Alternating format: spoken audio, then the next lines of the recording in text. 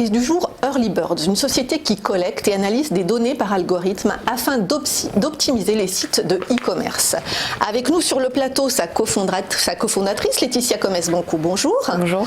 Alors pour commencer, est-ce que vous pouvez nous présenter un petit peu dans les grandes lignes Early Birds, que vous avez créé en 2012 et son concept novateur? Oui, alors Early Birds, c'est une plateforme de personnalisation. Donc en fait, notre métier, c'est de recommander pour chaque visiteur d'un site e-commerce les produits ou les contenus pour lesquels il a le plus d'appétence.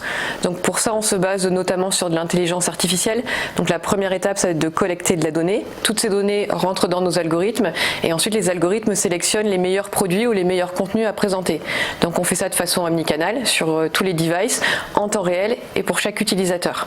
D'accord, il y a une collecte très importante de données, j'imagine, si c'est pour chaque visiteur. Oui, en fait, on va collecter aussi bien des données du site internet que des données du point de vente s'il y en a. On agrège aussi des données CRM. En fait, ce qui est important, c'est d'avoir certes beaucoup de data, mais aussi de la data qui soit de qualité. Donc on va nettoyer cette donnée pour ensuite la mettre à disposition de nos algorithmes.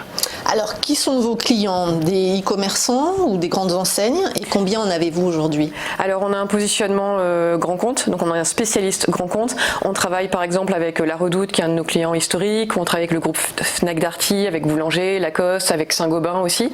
Voilà, donc on a aujourd'hui 80 clients actifs sur la plateforme. Et alors concrètement, qu'est-ce que vous leur proposez comme solution? Est-ce qu'on peut avoir un ou deux exemples de cas pratiques? Je ne sais pas, qu'est-ce que vous proposez à Fnac Darty? Qu'est-ce que vous proposez à La Redoute? Je ne sais pas. On a différents modules en fait disponibles sur notre offre. Donc le premier module, c'est de la recommandation on-site. Ça veut dire qu'on vient insérer des blocs de recommandations à différents endroits du site. Donc par exemple, on vient alimenter la homepage, la fiche produit, les pages listes, le panier. Donc sur ces différentes zones, on va mettre en place des encarts de recommandations qui vont donc recommander des produits ou des contenus pour chaque utilisateur. Donc ça va être des encarts par exemple, ces utilisateurs ont aussi aimé ou voici votre sélection. D'accord. Et alors par exemple sur un client comme Fnac Darty, oui, le benchmark, c'est d'arriver à faire ce que fait Amazon? En fait, Amazon le fait très bien pour son propre compte. La vraie tendance du marché, c'est que les comptes qui sont matures, les marchands matures, commencent à développer leurs propres algorithmes de recommandation. Et c'est là où on vient les aider en fait à accélérer, parce que Early Bird, c'est la seule plateforme du marché à être capable d'intégrer les algorithmes de ses clients. Donc typiquement, Fnac Darty, c'est un client qui a utilisé nos algorithmes pendant 2 ans et qui désormais est en train de développer ses propres modèles mathématiques, mais qui les intègre dans notre plateforme. Ça veut dire que toutes ces grandes enseignes là, ils ont une équipe de R&D en technologie qui est très importante, parce que développer des algorithmes, c'est quand même un investissement assez lourd, non? Il y a des profils spécifiques, donc il faut des data scientists. Après, c'est pas la peine d'en avoir une armée, 1 ou 2 suffisent pour commencer. Mais effectivement, c'est une tendance forte. En fait, nos clients connaissent bien leurs produits, bien leurs clients, donc ça a du sens qu'ils développent leur modèle mathématique. Par contre, après, ils ont besoin d'outils pour orchestrer les algorithmes et en mesurer la performance. Et alors, est-ce que le résultat de ce que vous faites pour eux est quantifiable chez le client? La clé, c'est de pouvoir mesurer la performance. Donc nous, on le fait d'une façon très saine. On mène des A/B tests. Donc ça veut dire qu'on va soumettre une partie de la population à Early Birds et une partie qui ne voit pas Early Birds. Et de là, on mesure quel est l'incrément réel qui est apporté par notre solution. C'est-à-dire si le visiteur est-ce que ça peut être que le visiteur se transforme en acheteur? Oui, tout à fait. En fait, on va regarder quel est le chiffre d'affaires additionnel qui est apporté par Early Birds, comment ça se passe au niveau du panier moyen, du taux de transformation. Et ça, on voit une réelle amélioration. Je ne sais pas, il est à combien par exemple le taux de transformation? Non, mais pas chez vos clients, mais en moyenne sur le net. Alors sur le net, le taux de transformation est assez bas, donc c'est pour ça que les marchands ont besoin de solutions qui les aident à augmenter ce fameux dans les algorithmes. Exactement. Ensuite, ça va vraiment dépendre de la maturité des clients, de ce qu'ils ont fait avant, etc. Mais en général, on va apporter 3 à 4% de chiffre d'affaires additionnel. Et alors, d'après votre expérience, comment on les perd ces visiteurs? Parce qu'il y a quand même un nombre de visiteurs énorme sur le net. Comment on les perd? Comment vous expliquez le fait qu'ils n'achètent pas à l'arrivée? Je pense que l'une des clés, c'est aujourd'hui les sites internet ont des catalogues de plus en plus importants et qu'il est compliqué pour un visiteur d'avoir accès facilement aux produits. Alors soit il sait exactement ce qu'il recherche, il va passer par le moteur, mais parfois on est dans un mode de découverte, on a envie qu'on nous propose des choses et c'est là où... On n'est pas assez pris par la main. Exactement. Donc c'est là qu'intervient aussi Early Birds. Alors, comment sont constituées vos équipes? J'imagine qu'il y a beaucoup d'ingénieurs. On est une boîte technique, donc on est effectivement une super équipe. Donc on est 35, donc on est une petite équipe. On fait beaucoup de choses. On est entouré de gens brillants qui nous suivent, qui nous encouragent dans la vision qu'on porte. Et c'est principalement à 70%, c'est des profils techniques. Après, on a aussi une équipe commerciale. On a aussi des consultants qui accompagnent nos clients parce que c'est important de bien utiliser la solution. Et on a une équipe aussi qui accompagne les clients dans le déploiement, dans l'installation de la solution. Et alors, comment fonctionne votre business model? C'est des engagements renouvelables? Est-ce que vous constatez une récurrence des engagements de vos clients historiques? Alors, en termes de business model, on a un coût de setup pour justement déployer la solution, et ensuite c'est un abonnement mensuel en fonction du volume de trafic du client. Globalement, on a assez peu de churn. Nos clients nous restent fidèles parce qu'on a de la performance et qu'ils sont bien accompagnés. Oui, c'est plutôt bien. C'est aussi ce qui nous aide à maintenir une croissance qui est forte. D'accord, j'allais justement vous poser la question, est-ce que l'entreprise est rentable à ce jour? Quelle est la croissance du chiffre d'affaires? On a une très forte croissance. On a fait 100% de croissance en 2017.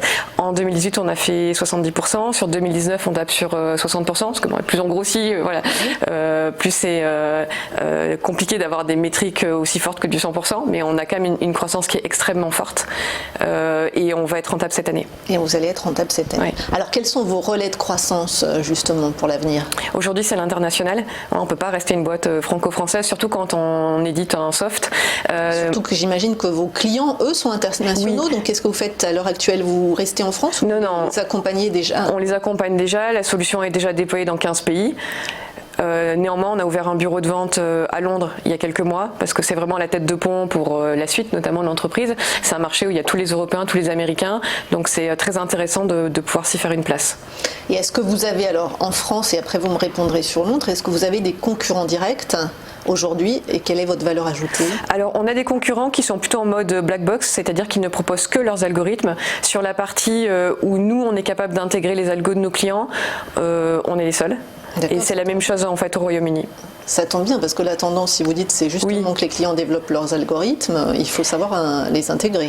Sur cette partie-là, on a un coup d'avance parce qu'en fait, c'est lié à l'architecture technique. Donc si demain nos concurrents veulent faire la même chose, il faut qu'ils revoient toute leur architecture technique, ce qui peut prendre un peu de temps. Donc c'est une barrière à l'entrée qui est assez forte. Une vraie valeur ajoutée. Et sur le marché britannique, peu de start-up y vont justement parce que d'abord, il me semble qu'il y a tous les majors américains.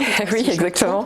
Donc là, c'est déjà beaucoup plus compliqué. Comment on prend cette décision d'aller au Royaume-Uni, surtout j'allais vous dire dans le contexte actuel du Brexit, et surtout qu'est-ce qu'il faut faire pour s'assurer que ça fonctionne? Donc déjà on a fait une étude de marché pour savoir quels pays on visait sur l'Europe.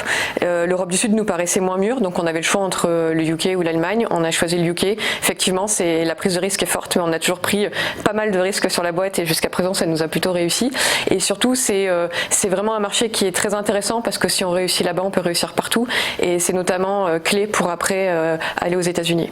Ouais, c'est ce que j'allais vous dire. Et sur un marché comme les États-Unis, du coup, il faut y aller en partenariat ou on peut quand même y aller seul et faire la même chose? J'imagine qu'il y a un investissement commercial très important aussi.